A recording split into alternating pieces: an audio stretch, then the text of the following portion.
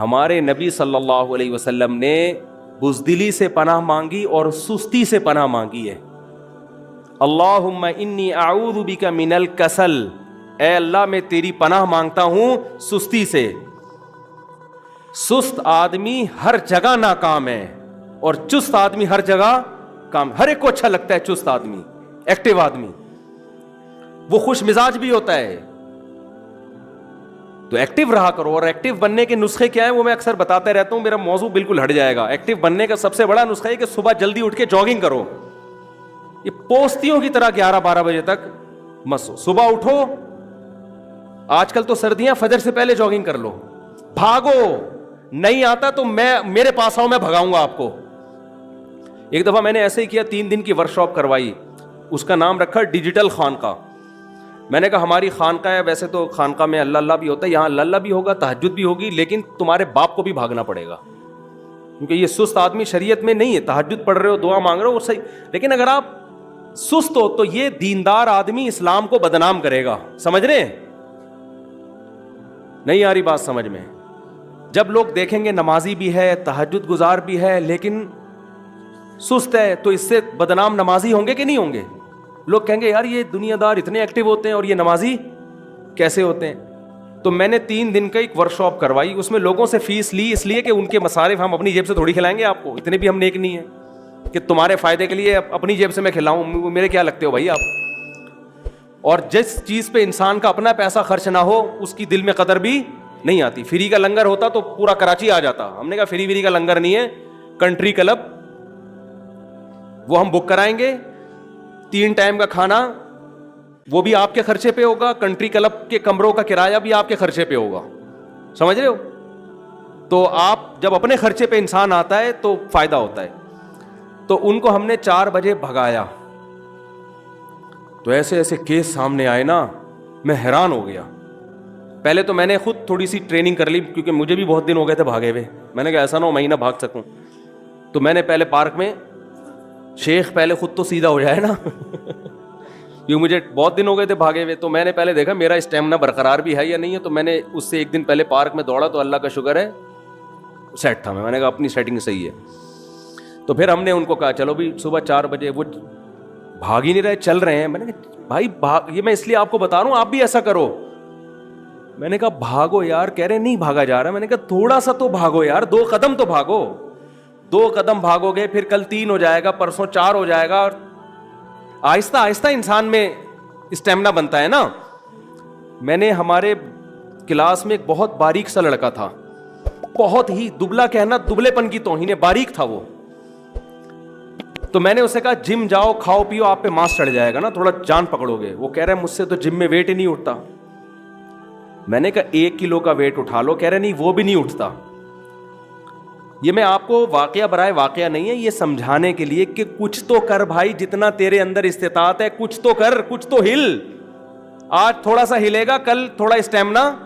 یہ جو جم میں اتنے بڑے بڑے ویٹ اٹھا رہے ہیں، کوئی پیدائشی تھوڑی اٹھا کے پیدا ہوئے تھے یہ کہ جب دنیا میں آئے تو اتنا بڑا ویٹ اٹھا کے اماں نے کہا یہ تو بڑا ماشاءاللہ بلڈر ہے. آہستہ آہستہ ہوا نا. تو جب وہ طالب علم کی سمجھ میں ہی نہیں آ رہا، میں نے کہا ایک تنکا لو، اس کے دونوں طرف قمیض کا بٹن لگاؤ، یہاں سے شروع کرو. تنکا لو جھاڑو کا، قمیض کے دونوں طرف کیا لگاؤ؟ بٹن. اس سے ویٹ اٹھانا شروع کرو.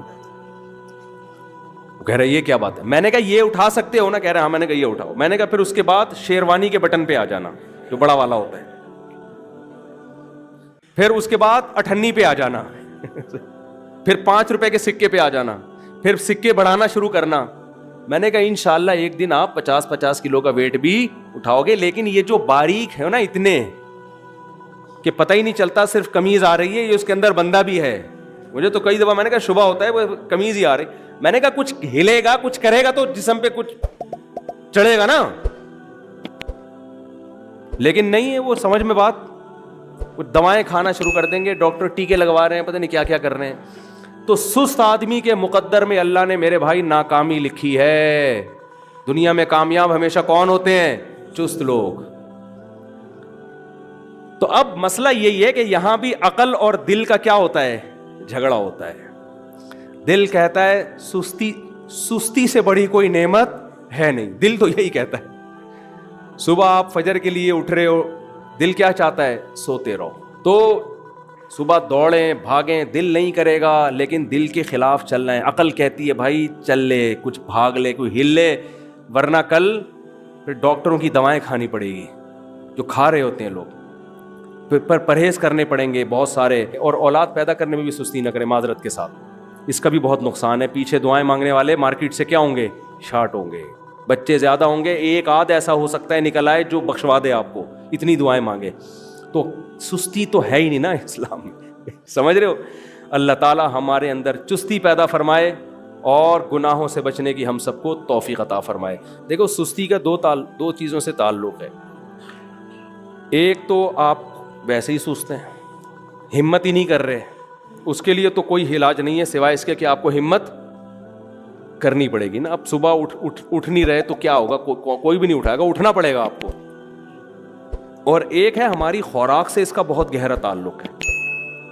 اپنی زندگی سے ایسی خوراکیں نکال دیں جو انسان کی باڈی کو سست کرتی ہیں. سمجھتے ہو؟ تو 3 چیزیں آپ اپنی باڈی خوراک میں کریں. نمبر 1, زیادہ کھانا چھوڑ دیں آپ. جو آدمی پھوڑتا رہتا ہے وہ کبھی بھی چست نہیں ہوتا. آپ نے دیکھو کھانا کھاتے ہی آدمی کو اونگ آنا شروع ہوتی ہے. جب زیادہ پھوڑو گے, مجھے یاد ہے, اچھا وہ میں اگلی دفعہ میں بتاؤں گا ابھی. تو پہلا کام کیا کرنا ہے؟ کھانا کم کھانا ہے. آپ کو بہت مشکل لگے گا یہ, یار کیسے کم کھائیں. 1 ہفتہ ٹریننگ کرنی پڑے گی, اس کے بعد کم کھانے کی عادت. اور دیکھو جو کام نہیں ہو رہا نا اس کے بالکل اپوزٹ چلنا شروع ہو جاؤ تو وہ ہونا شروع ہو جائے گا. مثال کے طور پر آپ سے کھانے میں کمی نہیں ہو رہی, کچھ دن کنٹینیو روزے رکھ لو. کنٹینیو کیا کرو؟ بھوکے رہنے کی عادت. جب زیادہ ویٹ اٹھاؤ گے تو کم ویٹ تو ہلکا لگے گا نا پھر. تو یہ کرنا پڑے گا. اب اس کے طریقے کیا ہیں کم کھانے کے, یہ بہت لمبی بات ہو جائے گی تو میں مختصر سے. نمبر 1, زیادہ چھوڑ دو, تھوڑی سی بھوک رکھ کے چھوڑا کرو کھانا. کھانے کے بعد پانی, خاص طور پہ ٹھنڈا پانی نہ پیو, اس سے سستی بہت آتی ہے. آپ جتنا بھی چست بننا چاہو گے آپ کی باڈی نہیں کرنے دے گی, چلنے دے گی آپ. دوسرا کام آپ نے جو اپنی سستی کو دور کرنے کے لیے کرنا ہے, میٹھا کم کرنا ہے. جتنا کاربوہائیڈریٹ ہمیں چاہیے نا, ہم اس سے 10 گنا زیادہ لے رہے ہوتے ہیں. یہ جو کھانے کے بعد کھیر اور حلوے پھوڑے جا رہے ہیں, میں آپ کو قسم اٹھا کے کہہ سکتا ہوں مجھے سمجھ میں نہیں آتا کہ یہ کیسے کھا رہے ہیں لوگ.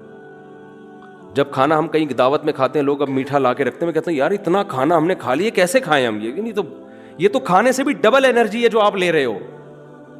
آپ نے جو کھانا کھایا ہے نا اس سے اتنی انرجی نہیں ملے گی جتنی اس کے بعد حلوے یا مانڈے سے یا کھیر سے ملے گی آپ کو. تو انرجی یوٹیلائز تو ہو نہیں رہی, تو پٹ پٹا کے دھماکے سے مرنے کے علاوہ یہ اگر میں قسم اٹھا کے بولوں نا کہ اپنی قبر کدال لے کے کھودتے وہ اتنا برا نہ ہوتا جتنا آپ یہ کر کے کر رہے ہو. تو کھانے کے بعد میٹھے پر کیا ہونی چاہیے؟ بولو پابندی. کھانے میں بھی میٹھا کم کرو. اپنا معمول میں شو مارنے کے لیے نہیں بتاتا, میں کبھی بھی دعوت میں شربت نہیں پیتا, افطاری میں شربت نہیں پیتا. کیوں میں نے یہ شروع کیا شربت؟ مجھے کسی ڈاکٹر نے کبھی مشورہ نہیں دیا کہ آپ شربت نہ پئیں, کبھی کسی حکیم نے نہیں. مجھے یاد ہے اپنے بچپن کا زمانہ کہ جب ہم کھیلتے کودتے تھے, جس دن ہم شربت پیتے تھے مجھے یاد ہے مجھے سستی آنا شروع ہو جاتی.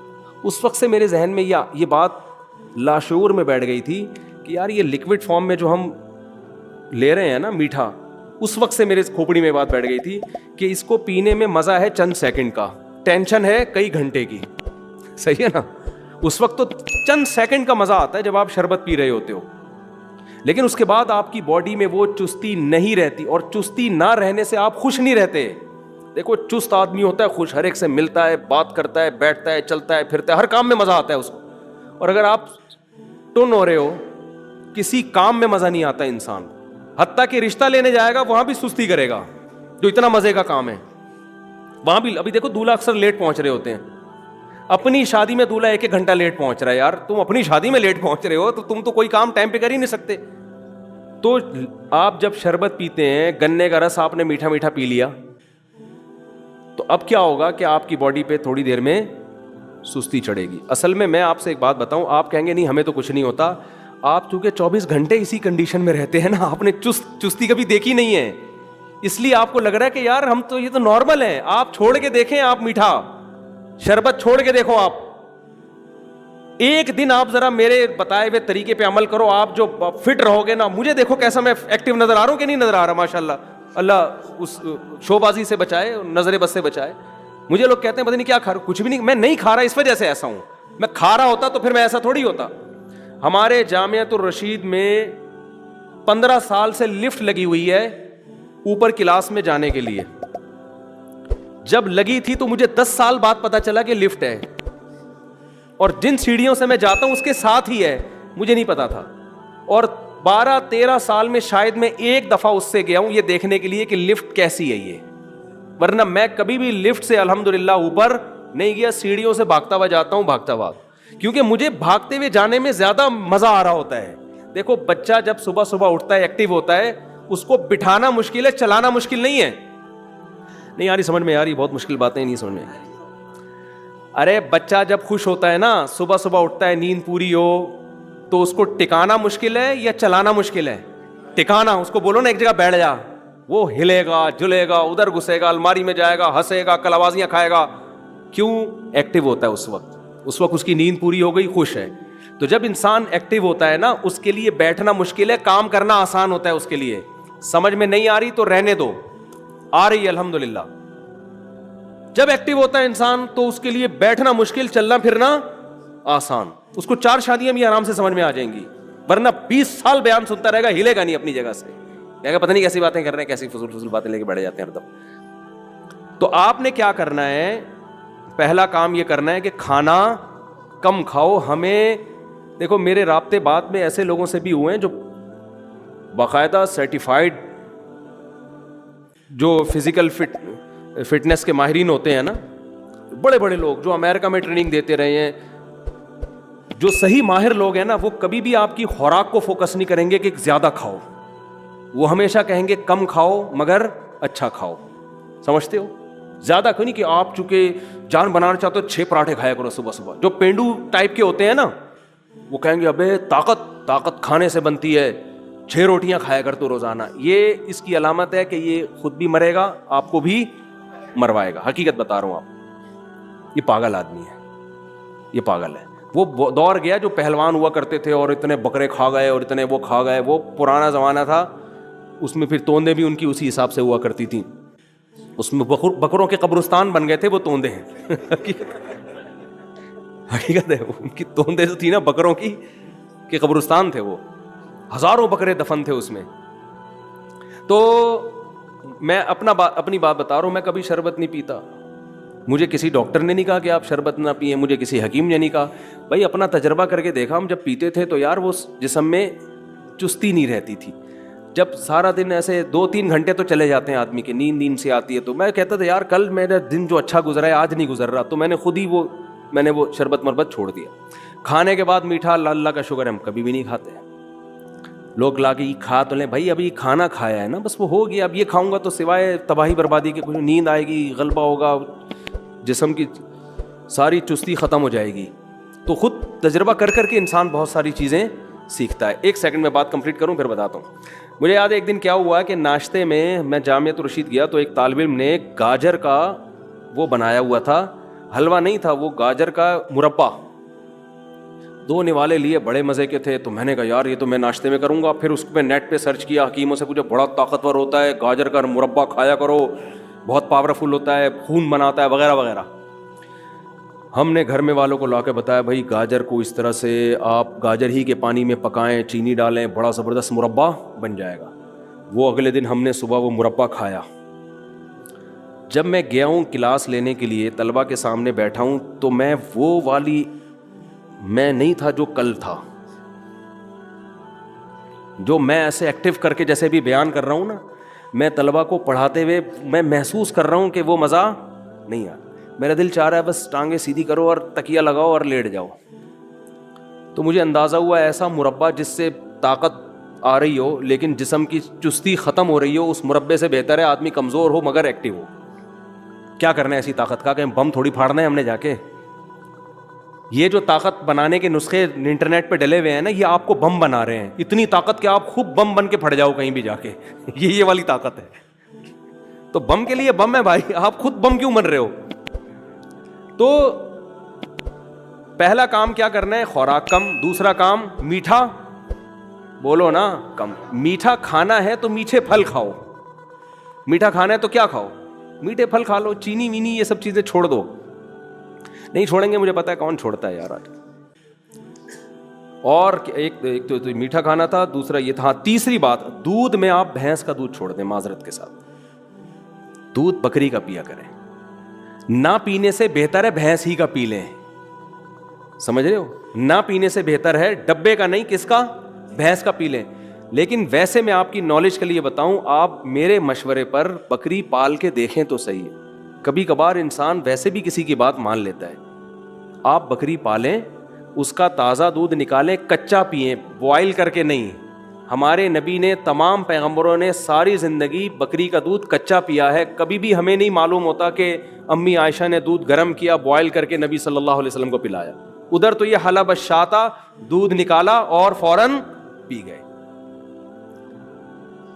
جو اسٹور بکری کے تھنوں میں دودھ ہوگا وہ فریج میں نہیں ہوگا. فریج سے اس کی جو اجزائے ترکیبی ہے نا وہ چینج ہو جاتی ہے, وہ چینج ہو جاتی ہے. تو دودھ تازہ بکری کا پینے کا معمول بنائیں صبح ناشتے میں. اس میں آپ کو نہ طبیعت بوجھل ہوگی. بکری کے دودھ, آپ کسی اوتھینٹک ویب سائٹ پہ سرچ کریں بکری کے دودھ کے بارے میں, آپ کو 3 چیزیں ملیں گی اس میں. دودھ ہم کیوں پیتے ہیں؟ کیلشیم کے لیے. کیا خیال ہے؟ موٹا ہونے کے لیے پیتے ہیں ہم دودھ؟ بولو نا. دودھ کا بنیادی مقصد موٹاپا نہیں ہے. دودھ کا بنیادی مقصد کیا ہے؟ کیلشیم.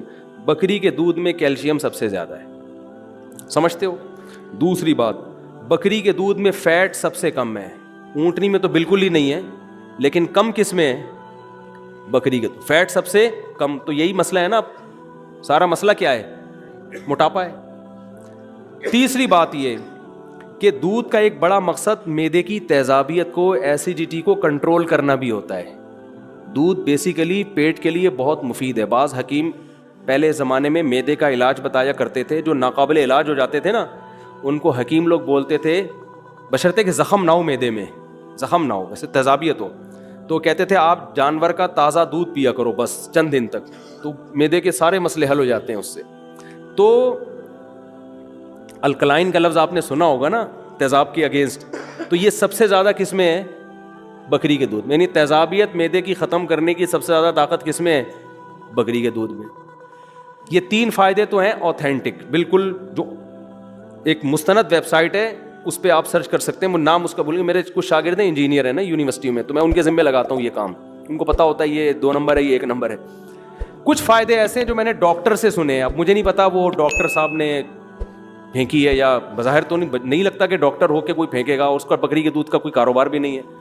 وہ کہتے ہیں کیلشیم کی ایسی قسمیں پائی جاتی ہیں بکری کے دودھ میں جو کسی اور دودھ میں نہیں پائی جاتی. کیلشیم کی بھی تو قسمیں ہیں نا.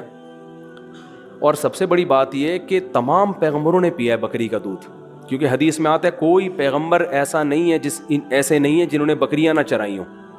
تو جب اتنے سارے فائدے ہیں تو یار پال لو, کیا جا رہا ہے اس میں. پھر حدیث میں آتا ہے بکری والوں میں تواضع ہوتی ہے.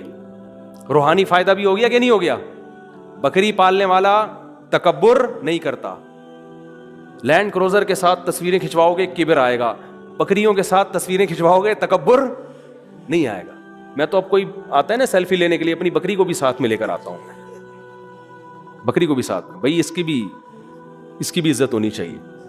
اور پھر آپ کو ویسے میں ایک بات بتا دوں, جانور پالنے والے لوگ جو ہوتے ہیں نا, حلال جانور, کتے بلی نہیں, حلال جانور پالنے والے لوگ ڈپریشن سے بھی بچے رہتے ہیں.